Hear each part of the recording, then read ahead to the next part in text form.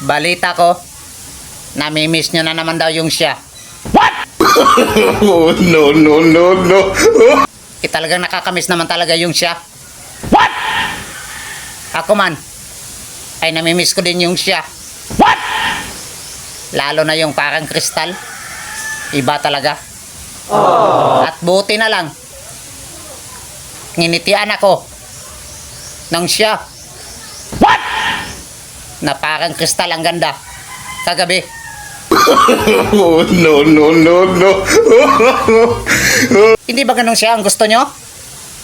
Nako, sinabi ko sa inyo, bad kayo. Iba talaga ang ngiti nyo. Parang literal ata na siya ang gusto nyo ah. Oh, no. Itigil nyo na yan mga kaibigan. Dahil hindi naman masyadong masarap yan. Sobra.